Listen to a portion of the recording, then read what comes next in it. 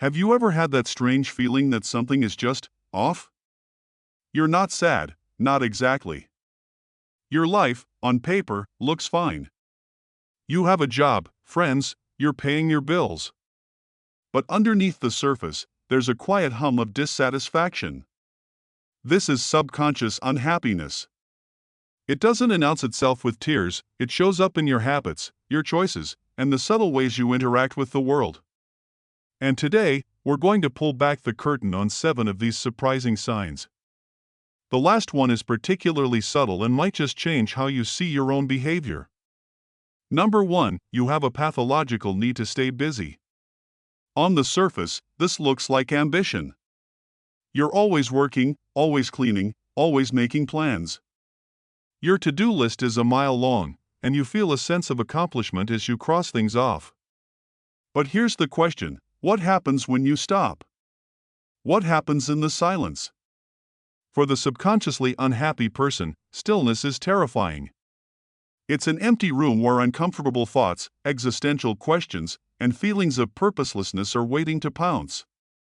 The psychology here is a classic distraction mechanism. Your brain, in an effort to protect you from the deep discomfort of your own unhappiness, seeks constant stimulation. It's like turning up the music to drown out a strange noise in your car's engine. Productivity becomes an anesthetic, a way to create a false sense of purpose.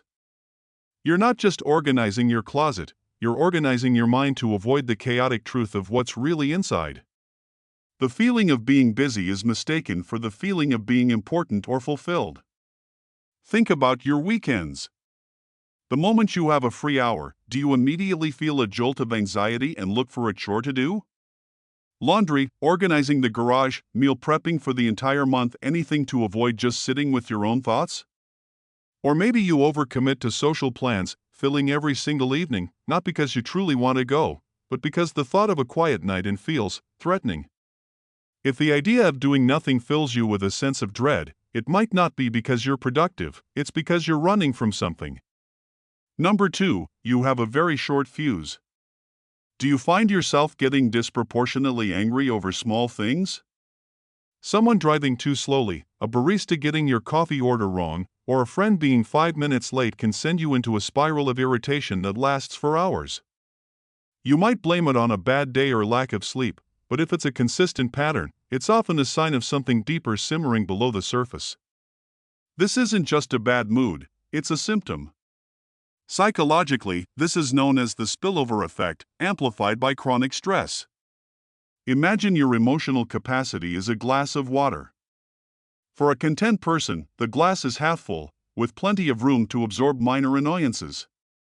But when you're subconsciously unhappy, your body is often in a low-grade state of fight or flight.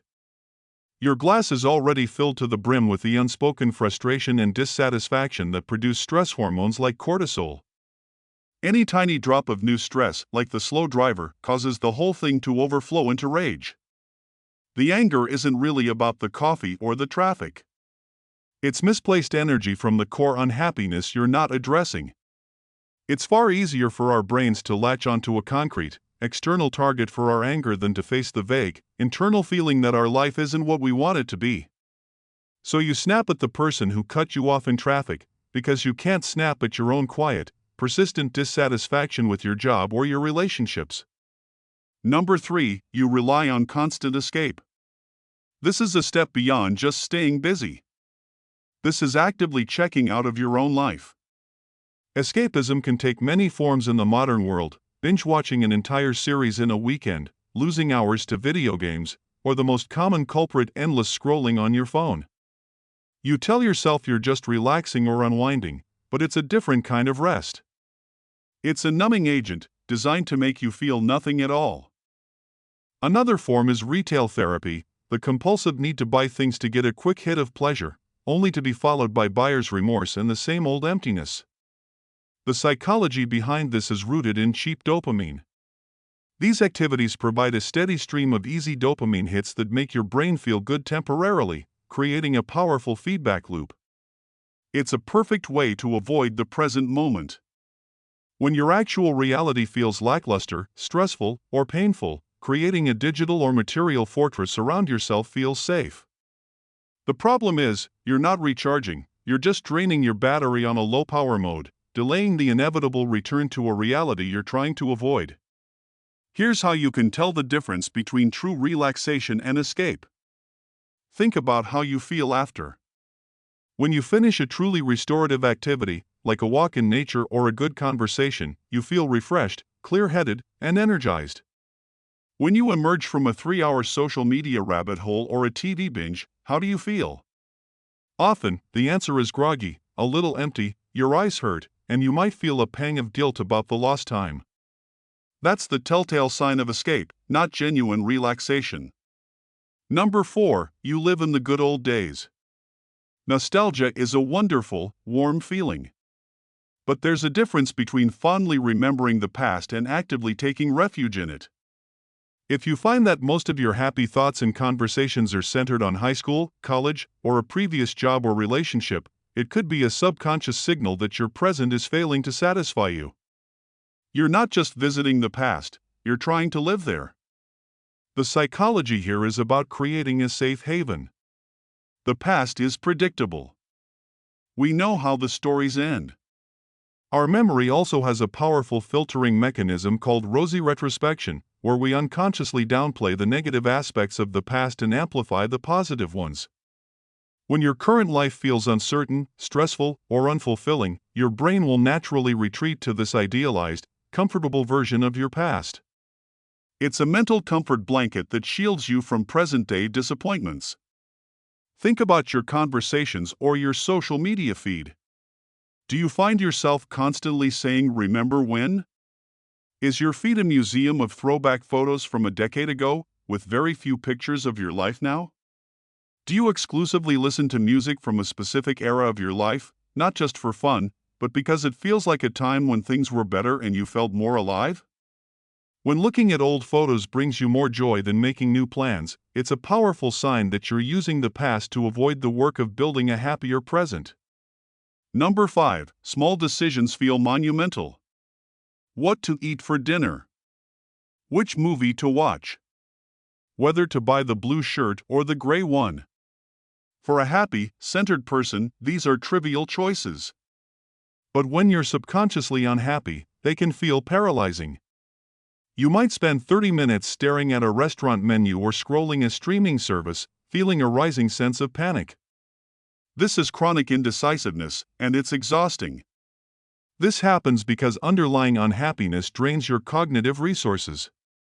Your mind is already working overtime processing background stress and dissatisfaction, leaving you with very little energy for executive functions, like decision-making. This is often called decision fatigue. Furthermore, when you're unhappy, you often lose faith in your own judgment and your sense of self. You don't know what you want anymore. Deep down, you feel that none of the choices will lead to a good outcome, because you don't feel good yourself. Imagine standing in a grocery store aisle, trying to choose a brand of pasta sauce. You scroll through options on your phone, read reviews, and get lost in analysis paralysis. The fear isn't about picking a bad sauce. It's a subconscious fear of making the wrong choice, a fear that stems from a deeper feeling that you can't trust your own instincts to guide you toward happiness. When even the smallest choice feels like it carries immense weight, it's because you're already carrying the heavy weight of unhappiness. Number 6, your environment is starting to reflect your inner state. Take an honest look around you. Your car, your bedroom, your kitchen. Is there a pile of mail that's been sitting there for weeks? Are clothes draped over a chair instead of put away? Has your personal grooming started to slide? This isn't about being a naturally messy or tidy person, it's about a change from your baseline. The neglect is the key. Your car, that private little bubble, is often the first to go, littered with old coffee cups and receipts. There's a deep psychological link between our external environment and our internal state. When we feel happy and in control, we tend to have the mental energy to maintain our surroundings. It feels good to create order. This is a concept called behavioral activation. But when we're feeling down or overwhelmed, even simple tasks like doing the dishes or making the bed can feel like climbing a mountain. Your messy room becomes a physical manifestation of your cluttered, neglected inner world. Think of it this way: your motivation to care for your surroundings is fueled by a belief that you deserve a pleasant space. When you're subconsciously unhappy, that feeling of deservingness fades. You stop caring for your space because, on some level, you've stopped caring for yourself. It's a quiet, visual signal that the energy you once had for self-care and world care has been completely depleted by an invisible emotional struggle. And finally, number 7, you say yes when you desperately want to say no. This is perhaps the most deceptive sign, because it often masquerades as kindness or generosity. You're the person everyone can count on. You take on extra projects at work, you help your friends move on your only day off, you agree to social events you have no energy for. You're a chronic people pleaser. But inside, right after you agree, you feel a wave of resentment and exhaustion wash over you. The psychology behind this isn't about being nice, it's about seeking external validation to fill an internal void. This pattern often has roots in a deep-seated fear of rejection or disappointing others. When you don't feel a stable sense of happiness or self-worth from within, you start to outsource it. You try to get it from other people's approval. Saying yes and being helpful becomes your primary strategy for proving your worth. Their thank you or praise is a temporary fix, a small hit of validation that briefly quiets the inner emptiness. The key is to notice the feeling after you say yes. Is it a feeling of genuine joy in helping, or is it a sinking feeling in your stomach, a sense of being trapped? Do you feel energized or completely drained? If you consistently sacrifice your own needs, your own time, and your own peace for the approval of others, you aren't acting out of generosity. You're acting out of a deep-seated need to be liked, because you're struggling to like yourself.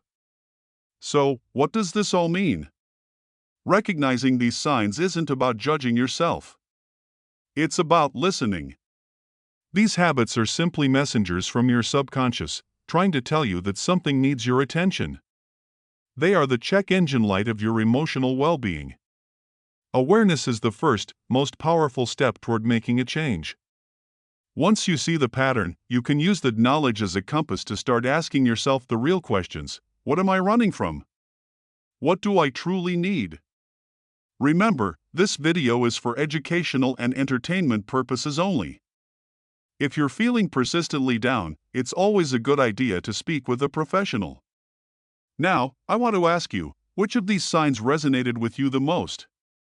Is there a subtle sign of unhappiness that you've noticed in yourself or others that we didn't mention? The comments section is a space for us to learn from each other, so share your story. You'd be surprised how many people are feeling the exact same way.